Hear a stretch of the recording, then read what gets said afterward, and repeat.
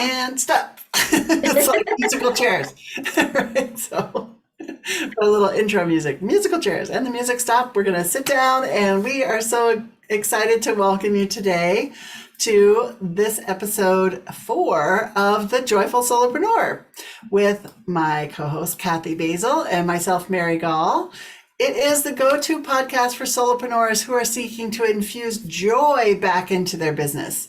Each episode is brimming with actionable advice and heartfelt insights, empowering you to shape the business on your terms. From honing your message to playful profit planning, prepare to engage with a supportive community that advocates for joy, creativity, and successful entrepreneurship. So with that being said, let's dive into episode 4, which is all about creating community and connection. Yay! One of the things we love. Well, we talked about this at the end of the other podcast. We love all these topics. That's why we chose them. But This is this my is a favorite. really This big is my one. favorite. Yeah. But truly, so solopreneurs kind of sometimes intimates that we're in business alone. And I think that's one of the biggest traps we can fall into is thinking that we've got to figure it out all until ourselves, which absolutely is not true. Whether you're introvert or an extrovert, community is so essential.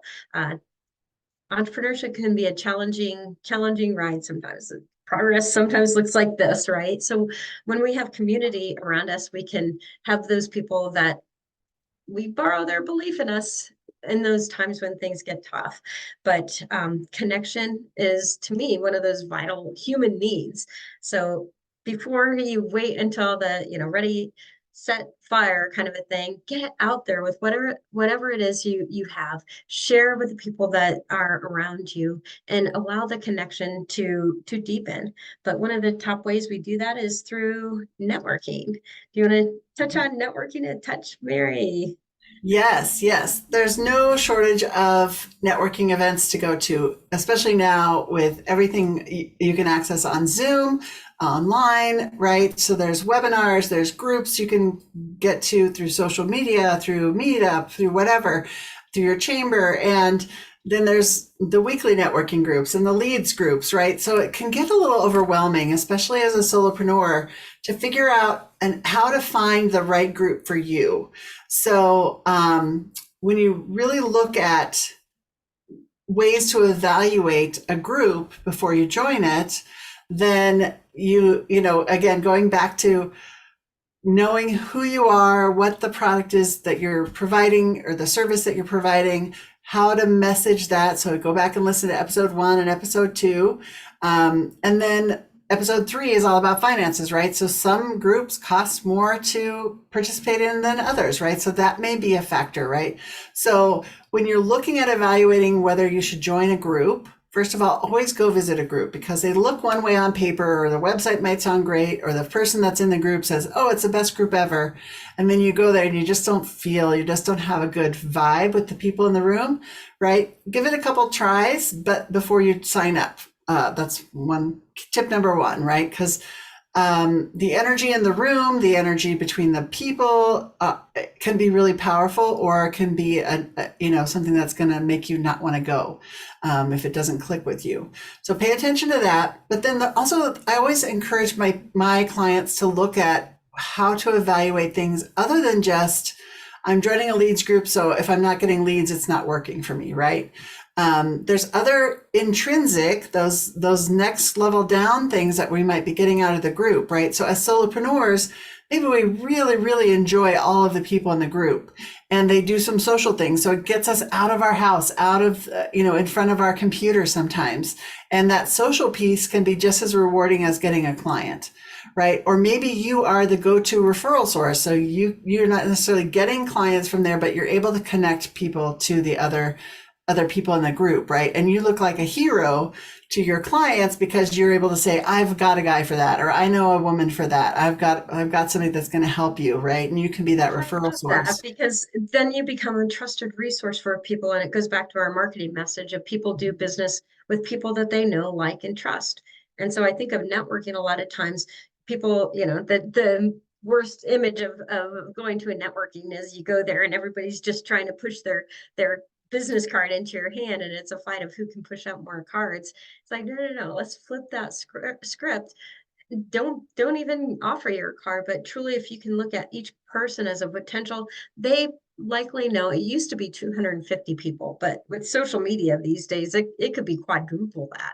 So what if each person represent a potential introduction for you to 1,000 people? And what if you can build trust in the eyes of those people you're meeting by helping them get what it is that they want? And that's what I love. It fills me up. I'm a natural connector. I think you are too, Mary. Yes.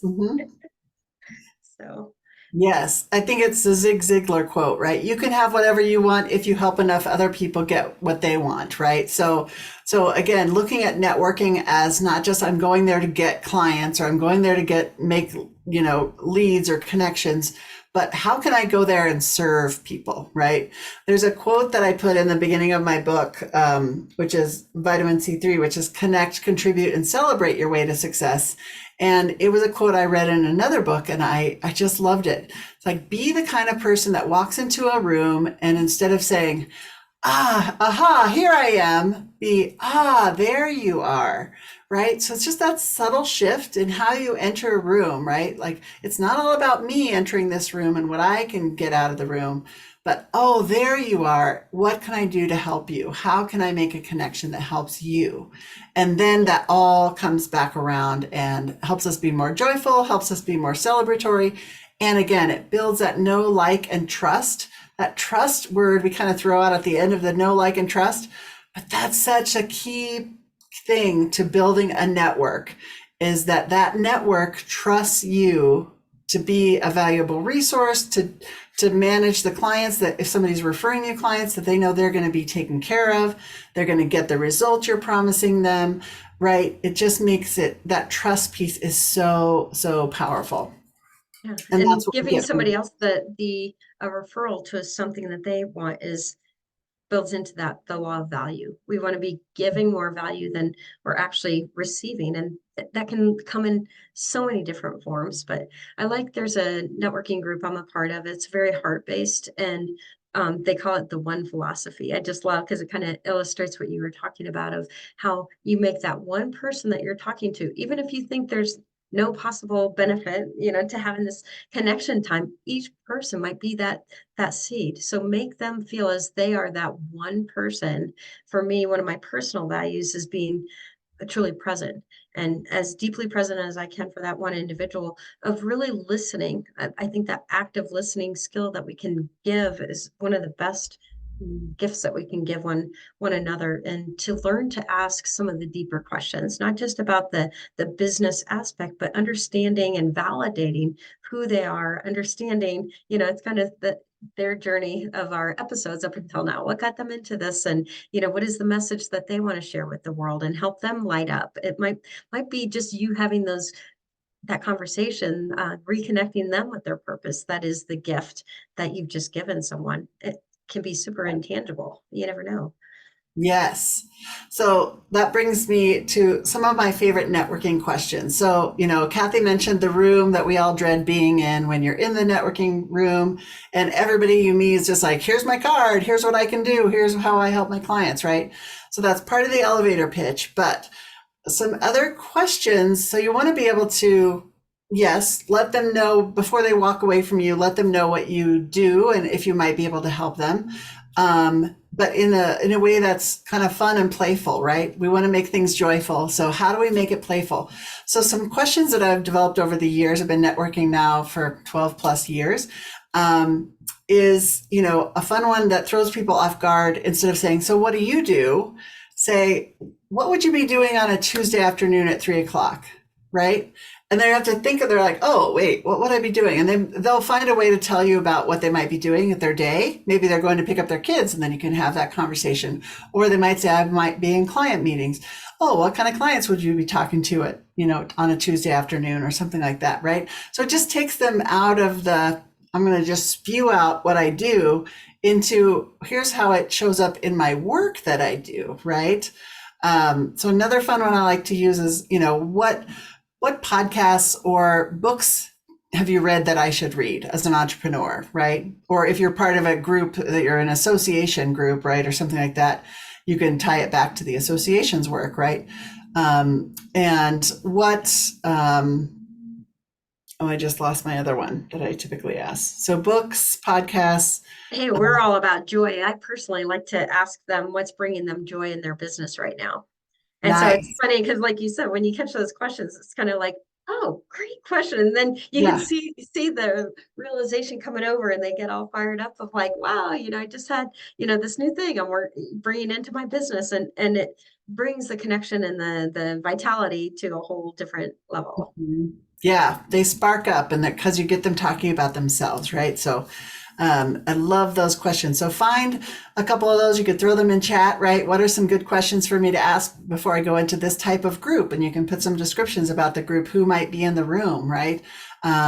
So if they're entrepreneurs, if they're, if it's a chamber event, they're all going to be business owners, right? Or if it's an association group, or I belong to several groups that are all about giving back to the community, right? So I know that we have that in common. So I can ask where they volunteer, or, what other charities do they support in their lives, and why did they pick that one, right? So you can have these deeper level communications and build that know and like factor right there when you're in the networking event. Building that trust factor takes a little bit longer than just that initial interaction. So that's when we have to take it to the next step, which is the art of the follow-up, right? So The fortune. yes, consistency and follow-up, all those things they kind of get a bad rap, but that's what makes us successful, right? And we can find ways to make it joyful. It doesn't have to be such a drudgery either, especially Well, if and you're really just like you connected with said, I somebody. think just shifting the intention, I think sometimes we associate follow-up with some kind of pushy sales kind of a thing, like we're chasing them down. It's like, no, no, no. We're continuing the conversation. We're deepening, the exploration for that person. So, Mary, you're so good at that. Yes. So I really love being a trusted resource, right? So asking somebody what they need, Mhm. or in your conversation, if you hear that, just say, oh, are you looking for more information about XYZ? Or have you talked to somebody that provides this service, right? I know lots of people, and I'd be happy to make an introduction for you, right? So if I say that, part of the trust factor is following up and delivering that introduction, right? By saying, oh, I'll introduce you to so and so. And then you leave the networking event, and then they never hear from you again, right? Or all of a sudden they're just on your newsletter and they didn't even know that you were going to sign them up for your newsletter, right? That drives me crazy. Yeah, don't do that. so, That's so not it's like, joyful. yeah, that's not joyful. So, but if you said, I'm going to introduce you to Kathy, I think she'd be a great resource for you. And then I go home, and the next day I make an introduction to Kathy. That just took my trust level up 10 points, right? I said I was going to do something, and I actually did it. And then it's again getting that person into your CRM system. I'm all about systematizing things, right? Or even in a stack of cards in front of you, or put it on your calendar, that you follow up with that person. Make sure you're connected to them on your socials, whatever social platform you choose, right? Connect with them there. Share information with them. Share an article you think they might like, right? But make sure you're touching base with them more than just once every 6 months, right? Because that takes a lot longer to build that know, like, and trust factor if you're talking to somebody twice a year than if you're talking to them or in front of their commenting on their social media or something like that on a regular basis. They're going to start to build that relationship with people, right? Yeah. Do you have anything else about that? How you keep in touch with people? I think that's so important because, they say like in marketing that it used to take 6 touches before people would, have that spark to take action, but it's so much more now. So I like to find different ways of reaching out. So whether that's, like on LinkedIn, they've got the celebrations of things, of just taking a little extra time to reach out and just keep that relationship. I think that's something I'm good at. For years, friends stay in my life because I take that initiative to take the time. So what if you just set up 20 minutes a day in the morning or whenever at lunchtime, or maybe you take a break, you combine it and go outside for 20 minutes with your phone and make some connections, follow up for no particular reason. I think people will put up, we're sales resistant, so we might put up that block of like, oh, Mary's calling me again, kind of a thing. But it's like, what if you're the one who's the bringer of joy and they see Mary's voice, oh, right, it's Mary, I'm going to take that Yeah. because we've established this relationship that's built on joy and this reciprocity. So I don't have that resistance show up. Yeah. And I love making it simple and easy, right? So you think, oh my gosh, I know 250 people, and how am I going to keep in touch with 250 people all the time? Well, you've been doing it your whole life, right? You still think about or maybe connected to people you went to school with in grade school or elementary, high school, right? And you may not have the same level of connection you did when you were with them every day, but you still might reach out to them on social media. You might send them an email or a text or a phone call every once in a while, right? So I love the system I learned from Kevin Knebel, who's a big LinkedIn person. And he kind of has his ABC 1, 2, 3, right, method. So pick out your A people that you want to make sure they're your most important to keep in front of, to build your relationship with, keep that relationship alive. Maybe they're great referral partners. Maybe they're power partners. Maybe they just make you feel good, right? You just want to talk to that person all the time.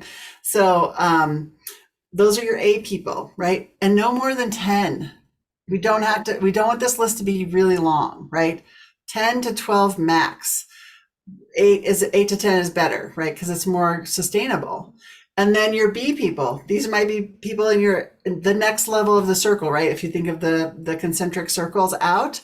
And then your C level people, these are people maybe you've just met and you really would love to work with them someday, and you really need to start building that relationship, right? So they might get something a little bit on a slower pace. And then 1, 2, 3 is come up with 1, 2, and 3 ways that you're going to reach out to these people. So your A people, you're going to talk to them, touch them once a week, right? So whether that's a text message, an email, a social media post, something like that, or invite them to coffee, right? So what does that look like? And then you put those people in your calendar block, right? So here's my say you've got 10 people in your A list. So 3 people a week on average, right? There's 4 weeks. So you might do 2 or 3 people each Monday. I'm thinking of these 2 people. What do I need? What do I need to do to tap into them this week? And listen to your intuition. Do they need a phone call? Do I need to pick up the phone and talk to them? Can I just text them a message? Can I send them an email real quick, right? But it makes it more personal then, because you're looking at just these 2 or 3 people and how do I need to reach out to them this week, right? And then it makes it more fun, because then you're thinking, oh, could I send them a fun card? Could I, send them something in the mail? Could I drop by with a cup of coffee, right? What are some fun things that I could do? Could I invite them to come paddleboard with me next week or something like that, or come to a networking event, right? So it's narrowing down your list and then figuring out a way that brings you joy and brings them value, right? How can I add value to them, to my people on my A, B, or C list in this month or in this week, right? However frequently you're reaching out to them. But I love that system, and it just makes so much sense. And I've used it, and I think entrepreneurs sometimes, if you're doing a lot of networking, you can kind of get lost in, there's so many people I'm meeting. How do I know who are my people, right? And some of that just takes some time to figure out who are the givers and who are the, what's in it for me kind of people. But then building those relationships, it's a long-term relationship. We're dating that person, right? We're building that long-time, lifetime relationship with them, hopefully. But I like how you said, because we want to make it really palpable. It's easy for us to get overwhelmed thinking we've got all these people, but in terms of like layering in what we were talking about with marketing before, those core 8 to 10 people are like your raving fans. If you're launching something new and you want to get connected to the right kind of people, like those are the people that are your inner circle. I call it the red velvet rope. They're the ones who get in that special VIP section of yours that you can talk with candidly. And it's like, oh, I've got this new thing coming out. Who do you know? How can I get this out there? They're the ones that will be there for you, thick and thin kind of a thing, and get selective about that and review it regularly. Maybe some people have been participating, with reciprocity, giving and receiving to support you and being supported at the same time. Who are those ones? It might only be 4 or 5 kind of a thing, but just recognize who those are. And to me, acknowledgement is one of the kindest things that we can do for other people. So I go through times where I'm good at sending out handwritten thank yous. So getting outside that block. I like how you kind of highlighted that, Mary, of think outside the box of how can you let them know that they're seen. But honestly, there's so much social media out there. If you can keep up with the inner circle there, your top 25 people, just keeping in tune with them and taking the time to not just like somebody's comment, but if there's something that's important to them that they're celebrating, take the time to write 2 sentences that let them know that they've been seen, heard, and understood. That's a core principle that, all humans are looking for, that sense of connection. We want to be seen, heard, and understood. So how can you touch those 10 people? And it can be as simple as that. Another one I like to do is to do like a collaborative coffee of inviting 3 or 4 people, or, it can be a virtual coffee, and say, let's get these people. We all deal with, solopreneurs, or we're all doing this joyful theme, or we're doing this, as a way to introduce those to other people who are in your network. There doesn't even necessarily need to be a direct, intention goal that you're trying to strike with this, but other than just a fun way on a Friday afternoon to have a virtual coffee with people that are doing the same kind of thing, or that kind of a thing, is another way to build that value and reciprocity for others. Yeah. And I love building a network around something that's joyful to you. So, for example, I started, this will be our 8th summer, doing on the water networking. I love being on the water, in the water, around water. And once I discovered stand-up paddleboarding, I was hooked. And so I did the first summer with my girls who were like home for the summer from college and that kind of stuff. We did it. And then the next summer they were busy with their lives. And I was like, I still want to go on a regular basis. So I started inviting my network to come out with me. And I call it on the water networking. So every Friday this year, I've blocked off every Friday morning, and we go out to the local reservoirs and we paddleboard together for a couple of hours. So we might paddle for a while, stop, float. I'm usually in the water swimming around everybody while they're floating. And then, we talk about business. We talk about what's going on in our lives. So we build that networking around something that's fun and enjoyable. And everybody just leaves there feeling so uplifted and energetic. It's such a cool thing to do. So find something that brings you joy, and then invite other people to come and do that with you. If they enjoy it, right? They're going to show up and they're going to be so thankful that you coordinated that. I want to highlight more brilliance around that, because it Yeah. actually spills into the marketing aspect. Now somebody's attended and they're like, oh my gosh, you got to come. And so they're bringing their friends. It begins to expand in this. It's like the goodwill kind of a thing. It was just meant Yes. to be fun, but she's also illustrating who she is. She's somebody who's creating work-life balance for entrepreneurs that oftentimes struggle with that kind of thing. And they're like, wow, how is she able to do that every Friday morning? I want that, right? So Yes. think about those things that are particular to you. Previously, I love the moon, full moon kind of things. I'll do full moon hikes, and a lot of times my intentions just for fun for me. And it ends up invariably finding people who then get to know who I am, the kind of work that I do on a very informal basis. So it becomes much more open and candid, and sales wall is down. And then they're like, oh my gosh, I know someone who really needs to know you. And the referral becomes a natural consequence of just doing the right thing that lights you up. And now you're alive. I think sometimes we go the opposite direction. We're working harder in our business, and we start to cut out those Yeah. things that actually bring us alive and get us into contact with those in the outside world that are here and potentially can serve us. Right, right. And it's easy to get over networked, right? So again, paying attention to how many groups do you want to be in? Do you need to be in, right? You need to be in some to build a network if you have no network, if you're just starting out. But can you build your own network? Can you do something you love and then find people who also love that and they can be your network?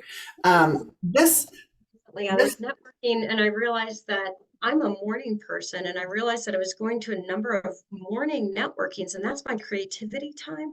And I really need to get particular. I think time is one of my things I'm like doubling down on. How do I make sure that I'm maximizing the amount of deep work time that I do? And I really need to change the balance of that. So I don't do any morning networking anymore because it doesn't serve me in that way.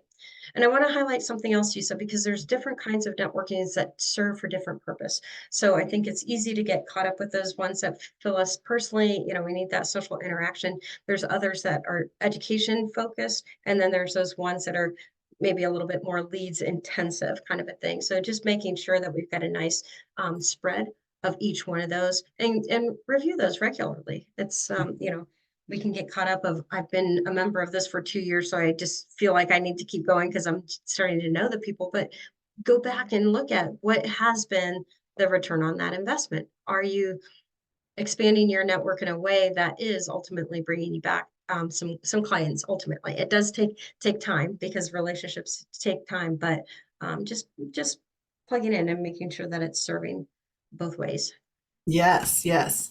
And in fact, this entire podcast came out of a list that I have of people I want to stay connected to. And Kathy's one of those people. We used to be in a networking group together, and then that networking group disbanded, or we both moved on from that networking group. It wasn't serving us in the right way anymore, but we made a great connection. And so every 6 months or so, we connect and go have tacos and meet and reconnect, or support each other at our events or something. But the last time we had our reconnect meeting, we were both talking about we should do a podcast, and what would be the message, and who would we talk to, and here we are today recording episode 4, right? Because I reached out and said, hey, let's have a reconnect meeting, right?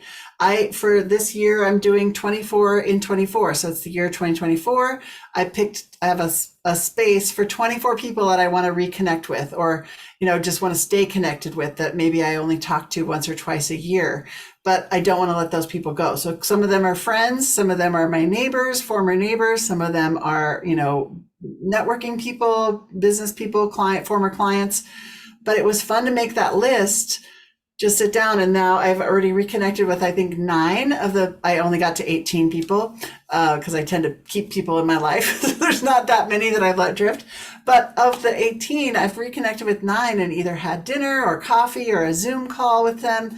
And now we're texting. And it's just interesting to see how that reconnection comes back to life, right? Because things happen, we get busy, and you think you're staying in touch, and then you realize, I haven't talked to them since their last birthday, or I haven't texted them since happy birthday last year, and it's their birthday again, right? So it takes intention, and it takes somebody taking action, and you can be that person that takes action and keep that connection alive, because that's what I think, those connections, I firmly believe that the human connections are what brings us joy in the world. And so sometimes when there's too many people out there, we feel like we need to be away from humans, but those humans that we really enjoy being around, it takes an effort to keep those people in our lives. And we need to make sure we're intentional about that.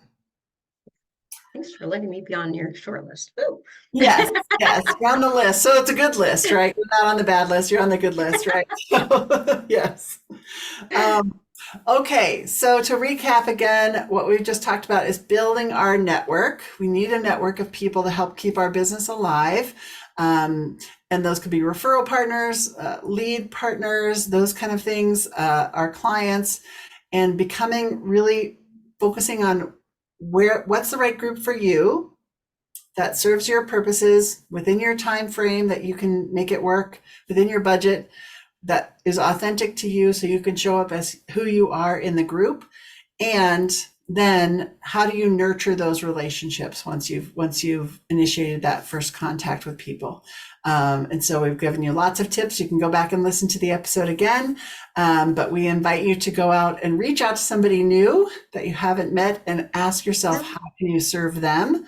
I like your both way list. Like, who are the people that you can reconnect with too? I think that reconnection list was a brilliant idea. So yes, yeah. Who's somebody that you haven't talked to in a while that you used to love hanging out in a networking group together, and that group is no longer, you're neither in there or And have you. joy with that reach out process, because you never know Yeah.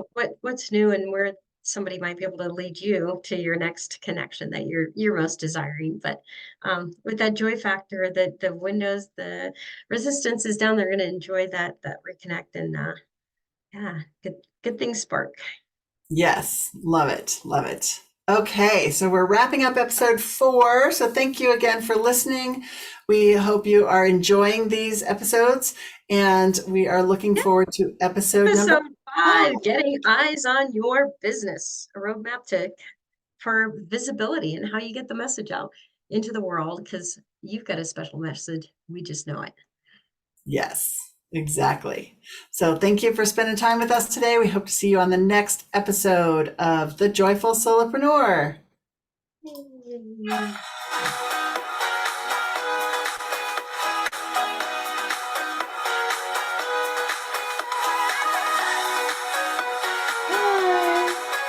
Bye.